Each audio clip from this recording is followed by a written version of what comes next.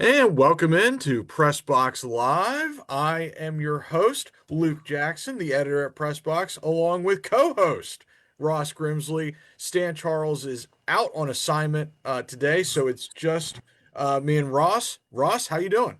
I'm doing great. A little wet down here in usually sunny Florida, but we're getting a little rain, which is much needed. So we're enjoying that a little bit. How's the golf game looking the past week? Have you gotten out? Actually, got out.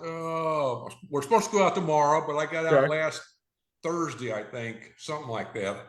And Who's we? Is that singing? no, Singy is in, I believe, in Oregon Okay. playing. Went Oh, out there. So there's a couple of guys at the course that we play Heritage Harbor, not far, about a couple miles from the house here, and we get out every now and then when it's not too blistering hot, okay. and we play in the middle of the day at noon. So So is it is it still blistering hot down there? it's Africa hot. I mean, Okay. the humidity is will beat you up, but When I see it's when I see those Rays games on TV in Tampa, oh the humidity is like coming through the TV. yeah. It just takes your breath away. I tell you, you learn to stay hydrated. Especially after I learned my lesson up in Baltimore for Singy's tournament. So you got to really stay hydrated, and we do down here, which is good. Well, we are brought to you by the Costas Inn, and we're going to tell you a little bit more about Costas Inn in the middle of the show. But first, I want to start with Trevor Rogers' latest start. He had another terrific outing. It was 7 innings, 1 run. I think it was 9 strikeouts, 3 walks, 5 hits, if I'm not mistaken. So a little bit of traffic in there. But again, terrific. And what I wanted to ask you was about the challenge that he faced yesterday against Houston's lineup. So Houston is, I believe, fourth in baseball in team OPS against left-handed pitching. And when you see them line up against a left-handed pitcher, you see why. It's all right-handed hitters, and they're Yeah, good right-handed hitters who are sort of built to beat up left-handed pitching. And they did that against Kate Povich on Friday, but they were not quite able to break through against Trevor Rogers on Sunday. So my question to you is, as a left-handed pitcher with a good changeup, yeah. what is typically the plan when you're seeing 8 or 9 right-handed hitters? And you were talking before we went live that can actually work to your advantage at times. Yeah, I tell you, a lot of, not a lot, but some left-handed pitchers, uh, facing left-handed hitters, you don't see them that often. And when you do, it kind of facing right-handed hitters, you're going to work mostly down and away, elevate the ball at times and pitch inside. A lot of off speeds. If you got a change up of any that's effective, you're going to use that a lot as well. And obviously mix your pitches up. But it's easier to throw arm side to a right-hander Mhm. and down and away. And left-handers, I mean, you usually pitch left-handers up and in, but you see more of a larger area than you do just the mitt. And that's what you want to see. So a lot of guys are different, but most, I think, would like to face left-handed. It depends on what kind of breaking ball you have, too, as a left-hander. So But one of the things that I noticed yesterday, and I think Kevin Brown and Ben McDonald pointed this out on the broadcast, is that early in his outing, Rogers wasn't using the slider or the sweeper, whatever you want to call it, very much. It was just basically fastball changeup, and he had a good changeup. But later on in the outing, he broke out the breaking ball a little bit more, and I actually thought his best innings were the sixth and the seventh when he was using the breaking ball more. God, yeah, I hope all the pitchers watch that and see that, because that is the way, eras ago, decades ago, that's the way most pitchers pitch. They would establish their fastball, mix in an off-speed pitch, and then your second, third time around, you would break out, like I said, the breaking ball, which he hadn't thrown that much of. And now you get them looking for one thing. Now you go to another thing if you have to. But that is the way it was pitching in the eras ago, and that just, you establish your fastball. When they see that you're not throwing another fastball and changeup, they hadn't seen your breaking ball, and that could be a fastball and curveball, and then you break out your changeup later on. but it's about mixing and matching and attacking guys different pitches later on. I mean, that's with Bob Gibson, the all-time guy. He wouldn't. He would they get guys on base in the later innings. He would jack it up, and he would have a few more MPHs on his fastball, which they didn't see. But it's all about pitching and changing speeds. And I tell you, if they get back that Rogers is he hides the ball so well that they just don't pick it up. Right. And then he breaks out. You know, he's got the fastball, the two-seamer, four-seamer, got the change up. I think he's got the sweeper, the big breaking ball, which he probably uses more to left-handers. And then he has the slider and curveball. So he's got an array of pitches, but they just don't pick it up. And that makes it really, really tough on left or right-handed hitters. But, you know, facing right-handers, sometimes, I mean, with a changeup he's got, he's very effective. Same arm speed, same arm slot. It's hard to look for it.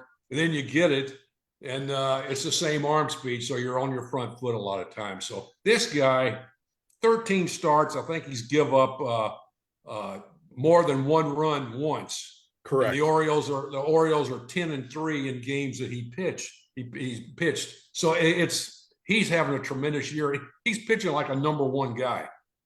So, about a little pitching for dummies here, because I'm a dumb guy, and I've never pitched in the big leagues before. We always hear about, for a right-handed pitcher facing a lot of left-handed hitters, you need a changeup to keep them off your fastball, right? And we always hear for a left-handed pitcher facing a lot of right-handed hitters, you need the changeup to keep them off fastball. Why is that so important? For a dumb guy like me, it seems like if you're a left-hander facing right-handed hitters, your fastball is sort of angled in toward a right-handed hitter, and your breaking ball breaks in toward a right-handed hitter, which is easier for them to handle, whereas a changeup kind of fades away from them, and that keeps them off the other stuff. Am I sort of well? I'm going to really throw some stuff at you now. All right, go ahead. I mean, going from the Reds to the Orioles. Now we had Palmer, Cuellar, McNally, and then you had all the big pitchers around the league. What I learned how to throw two changeups, one that was a straight changeup and one that had the fade to it. Okay. Now, and that's like you got a fastball, you got a two-seamer, and you got a four-seamer. So if you've got the arm slot in the same spot, you got four pitches now with fastball and changeup. And they can look for one, but you may give them the other one. The one may move, or the one may be straight when it looks like a four-seamer. So it's just a matter of what you got. Bert Blyleven, right-hander. I mean, we played against each other in 1970 in the American Association. He had a fastball and a curveball that fell off a table. So he could throw that curveball to anybody. You know, now as he got older, I think he lost a little bit of stuff. I think he went to more a slider at times, but that curveball was unbelievable. And he's was a two-pitch guy, but they were both above average pitches, and the curveball was really tough on hitters. So you mentioned the two types of changeups that you threw. Was one more difficult on your arm than the other? Because when you're talking about a changeup that fades away, I'm almost thinking about a screwball. And I've always heard and read about how a screwball could really mess with a pitcher's arm. Well, I'll tell you with Cuellar, and I learned this from watching him and talking to him. He didn't turn the ball over. He just held it off center and cut through it. And the spin, you playing catch with him, his arm speed was so good that you'd play catch with him and the ball would be coming and you would reach for it. It wouldn't be there. And then the screwball, I mean, you have to get on top of the ball and go through it. And it creates this spin like that, and the ball will come up and just dive straight down. And that is nasty. Charting him, because we used to have to chart pitches. And I had to chart him.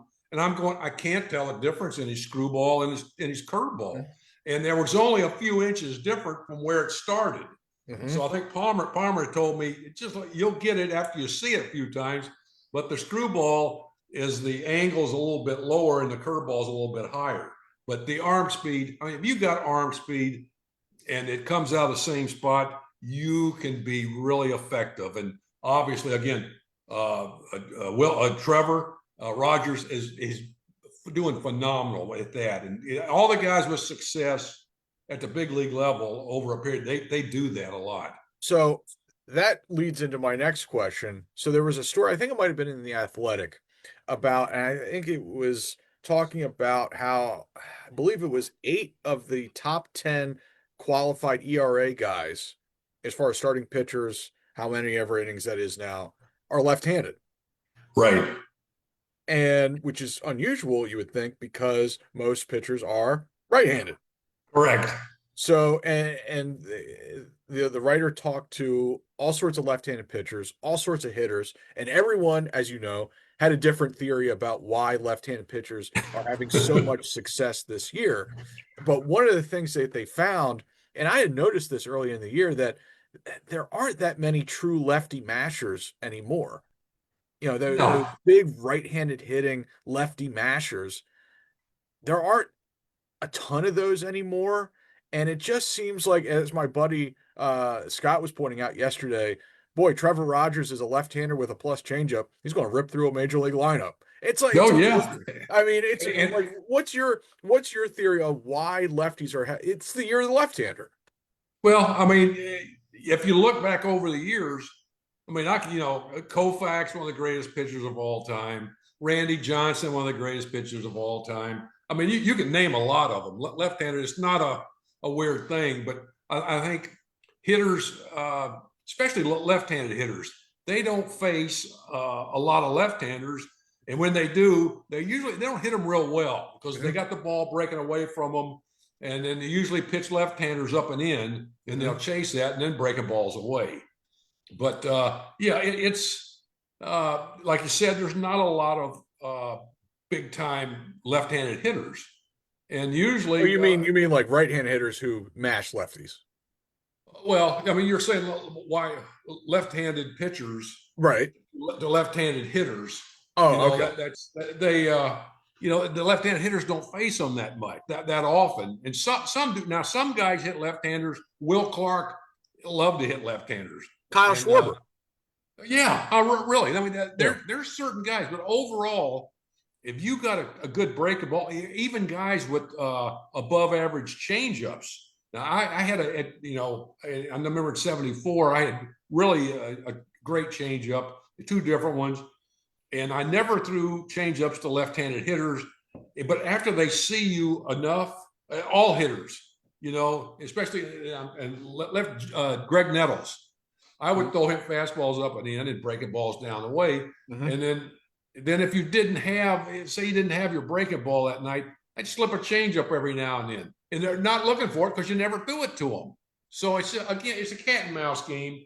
It depends on what you have that particular night, what's been working for you. But again, like you said, why are left-handers? Well, left-handers have been some of your best pitchers in the game over years Right. have been left-handed, and that's now, what I'm reason I have no idea. I'm Just gonna one have of to those find things. that story and send it to you. I don't know why I Yeah, didn't already send it to you, because usually when I find something interesting like that, I pass it along, I forward it along. right. I'll have to find it again and send it to you. The writer did a great job of tracking down all sorts of opinions. But anyway, uh, I also wanted to talk to you about Dean Kramer's start on Saturday and his working with Samuel Basallo, who actually just signed an 8-year extension. But first, thumbs up, thumbs up. Oh, good. You It's got it. just 4 thumbs this time. It's just Really. four. But we want to encourage everyone to go one of or both Costas Inn locations, 4100 North Point Boulevard. The other one is at the OTB in Timonium. Check them out. We love crab cakes, Ross. When's the last time you were at Costas Inn? I know you're in Florida Uh, right now. yeah, up in June, In we were June, there. We the went crab over cakes were unbelievable. The crabs were unbelievable. fantastic. The only thing we missed was crabs, and that was one of the things we were really looking forward to. And then what we weren't able to do it, but we went over to Timonium to the Costas there. Great time, beautiful place. I mean, they're going to They're not going to have crabs, but everything else they have is fantastic. I think I think I had pork chops. And Hmm. they were fantastic. But everything, all their food is outstanding.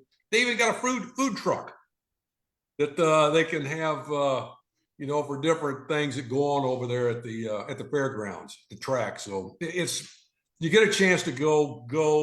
You won't be unhappy. It's the same great food at both locations, and they're outstanding. We love Ross, you killed that. You killed that ad read. That was awesome. I love it. But they really do have great food. them. They Um, do. so back to the Orioles. Uh, so Rogers pitched very well on Sunday. It did not go so well for Brandon Young, Cade Povich, and Dean Kramer the previous 3 days. And I want to ask you about facing a team, a major league team, for the second time in 6 days. So those three guys that I just mentioned had pitched well against the Astros in their previous start 5 or 6 days earlier. Okay. And then they face them again in Baltimore. Does not go nearly as well. What are the challenges of facing a major league team, especially a good major league team like Houston, for the second time in 5 days, whatever it was? I really, yeah, the second time. No, it could be. I mean, you got to really. Obviously, you go over the hitters before the series. You go over them the day you're pitching, and you just have to. And also, we always checked in the obviously the newspaper or the advanced scout on who was swinging uh, good. I mean, there's certain. This is what I did in the past. I tell you, the a pitcher not facing hitters, it's more in your advantage than the hitter, I think. Mm-hmm. But you have to make your pitches. I know Kramer wasn't making his pitches. Povich, he's been getting away with the ball up in the zone, and he has to once he's able to create a downward angle on a more consistent. He does it on a curveball. On Yep. his breaking ball, he does it on his breaking ball because he throws them down pretty well, and he's able to throw strikes with it at times. But his fastball, his changeup, he just stands up a little bit and doesn't get the same release point on that downward angle. Once he gets that, I mean, he has plenty of stuff. He has the off-speed pitch. He has the breaking ball. But, yeah, that's facing a team a second time. You just got to, what did I do the last time? How did I have success? But you learn from, you got to learn from experienced veterans on the team that have been there and have seen these guys. This guy may be a first ball fastball hitter, second or third time up, depending on the situation. Well, you got to know that. This guy looks for a breaking ball with two strikes or an off speed pitch. You compute all that stuff, and then you got to take it into the game because the game is constantly changing. Pitch to pitch, out to out, inning to inning, and just got to remember what you did, what kind of success you had. But it can be. I mean, you got to be a little more wily your second time around, and it's you can't stay one way because guys are in the big leagues for a reason. That they're the best, and it becomes, like I said, a cat and mouse game, and you'll be doing things that. And it all depends on what you have that particular night, what you can do, Yeah, with hitting. I would imagine, especially for an inexperienced arm, like a Povich or a Young, facing a Correa, an Altuve, Sure. a Christian Walker for the fourth, fifth, sixth time in a week in terms of at bats, that's a challenge. Yeah. Well, And but you're not going to get away with some of the pitches you will get away with maybe the first time they Mhm. see you Right. because they don't know what you got other than what they've been told and Mhm. what the advanced scout or the video they have. But yeah, you have to do some different things, and you have to. The big thing is you have to make pitches. Yep. You have to locate the ball. You have to establish a fastball and be able to throw it both sides of the plate up and down. And Yeah. that's once you get that. I mean, that's how you progress. And this is something that Povich is going to have to learn. Kramer, I mean, he pitched a few. He's just been he's been inconsistent, but he's had some really Well, yeah, I outstanding. mean that's the Dean Kramer story, right? Yeah, He's got exactly, two terrific exactly. starts in a row against Seattle and Houston, and you think maybe, just maybe, he's making a jump to another level, and then he recedes Right, back right. to. And And so I wanted to talk to you a little bit about his outing because he was being caught by Samuel Basallo, who just turned 21, just right. signed the big extension, and good for him. Congratulations to him Oh and yeah. all that. But it was obvious throughout the game that Dean and him were not on the same page for I don't know for whatever reason.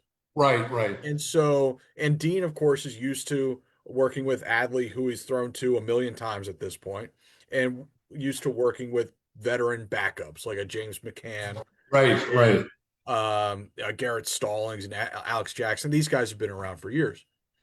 So what are the sort of the challenges that a young backstop like Samuel Basallo, who's breaking in to the major leagues, young guy, uh, in terms of establishing a rapport, especially with veteran pitchers who like to do things a certain way, who might have a little bit of a Yeah. red ass to them? No, well, yeah. I mean, I tell you, the first thing as a young catcher or as a new catcher, Hmm. they should warm the guys up in between starts. Hmm. Now, I don't know if they do that. I know they got 1,000 catchers that catch in the bullpen and stuff. Yeah. But if I know we wanted guys to go, and even the guys that weren't playing that day, maybe a backup guy, go to the bullpen when so and so's throwing on the side or whoever, and learn about them there. I mean, it's a little extra work, and nobody wants to do it. It's 1,000 degrees, Hmm. and but this is how you learn about your pitchers, and that's how you get your pitchers to trust you is by going down there, blocking balls in the dirt. I mean, that's another thing. Guys don't block balls in the dirt like they used to, and then you kind of, as a pitcher, if a guy can't block a ball in the dirt, I'm going to be a little hesitant to throw the ball down in the zone. Try to get a guy to 0-2 pitch to bounce a breaking ball and have him swing and miss it. Well, I mean, you're going to go, oh my God, if I do that, this guy's going to go from first to second or second to third, whatever. So it's it's a little challenging, but you have to watch video. You have to talk. This is what I like to do. What if I don't have my breaking ball that night? What do I do? Hmm. What are you going to call? Well, you're going to have to see what breaking ball he has. If you don't have a breaking ball, then you're going to have to go to a changeup. If you ain't got a changeup, then you better locate the fastball. But all these things come into play. And really, for a young catcher that's in the big leagues that's got 20 at bats, Right. I mean, this is a learning thing right now. And thank goodness the O's are in the position that they can afford to do Yep. this. Yep. And this is going to be, I mean, I know his catching is not the greatest. Right. He's probably an average receiver, and just watching him catch the little bit that I have, He's big. he He's kind of looks big. like he looks kind of like an average receiver. But Yeah. I mean, you're going to have to spend time working with all your guys, learning all your pitchers what they can do. Catching is, I tell you what, it's a tough job, but Yes. you have to learn every guy on that staff, and there's a lot more guys than it used to be. And some guys, a lot of times, just hold the glove up. I'll hit it. Just move it. But you gotta know, if I'm not throwing this pitch, what's the next pitch I'm going to? Mhm. The more the catcher knows what you want to do and what you're capable of doing, there's a lot goes on. But that's what this guy's going to have to do, and he's going to have to work. And like I said, catch guys in the pen Mhm. on even the days that you may be playing. This is how, I mean, obviously they think this guy can be a big league catcher, Right. or they wouldn't have given him $67 million, Right. for 8 years. Now is that going to be a winning a winning thing, or is he going to develop into a better catcher? I don't know, Yeah. but it's It's, and so I wanted to ask you something else about Dean's comments, and he said something interesting. He said, "I've thrown to Sammy in spring training, but that doesn't count." So, right. I so mean, what are you doing in spring training that doesn't count? yeah, you're just trying to build arm strength, work on command of the breaking ball, location. and it gets a little bit more. Again, this is where you're throwing on the sides, Hmm. and you can discuss things. But I mean, you're it's a little bit different in spring training than it is in the season. But you can learn what they like to do, what they're trying to do. I got this working today, but this is not, and vice versa. If you got everything working, just throw a finger down. Or Yep. they don't do that. Just yell something in your microphone or whatever. And Would you have liked the can't. pitch com? No, God, Oh, no, okay. no. It's I tell you what, if they can't put signs down, Right. and if you can't do that, All right, and so let me ask you this, and we're running out of time here, but I want to ask you this because we're on the subject. How many, so guy on second base, so runner on second base who could easily yeah, steal signs. What was your process with whoever, say Rick Dempsey was catching you? Was your process to make sure that the guy out at second wasn't stealing signs? yeah, I'll tell you what I did in Montreal the first year there with Carter. Okay. Carter said, "Throw the ball, I'll catch it." Okay. He didn't care what it was, so he could put down anything. But usually, if they wanted a fastball, I could throw a changeup off the fastball because Right. it's not gonna fool them. I'm not gonna throw. They're gonna call a curveball, and I'm gonna throw a fastball. I wouldn't cross them up like that. That would be a problem. But I mean, there's several different ways to call pitches, but you just got to be creative and do it. But I just I go into the how they do it.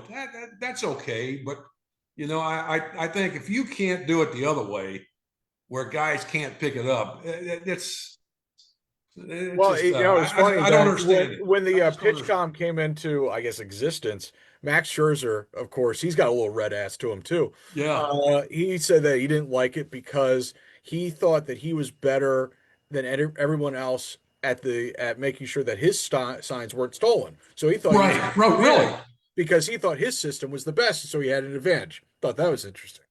Well, really, I mean, that's what I think. A lot of guys think that if you can't put down a series, there's several different ways to do this. I mean, and you can change it all the time during the game, and it can be different to every hitter, that you face. And it's just it's a simple way to do it, but they make it so hard a lot of times. I tell you, at times you could tell a guy what's coming, they wouldn't hit it. I mean, I've seen guys out of just out of a mistake. They're going to in a situation. The guy will do that. He goes throwing a fast. He just told him what he's throwing. Just by mistake. But and then the catcher would tell a guy, you know what's coming, and here it comes, and they still couldn't hit it, or they would hit it poorly. But it's a game and a game. It's part of it. That's what makes it fun. What made it fun. But it was if you can't, it was all trying to trick the hitter with different pitches and location and stuff, but which you don't see a lot of now. But when the guys that Rogers, what he's doing is just tremendous. Yeah. So I think we've come to a logical stopping point, and so hopefully next week we will have Stan. I have no reason to expect that we won't have Stan, but this was fun. Got into Oh the weeds a yeah, little bit. yeah, really. I love it. So this was great. Orioles are on at 6:35 against the Red Sox. It'll be Tomo Sugano on the hill, and we will see you all next week. You got it, buddy.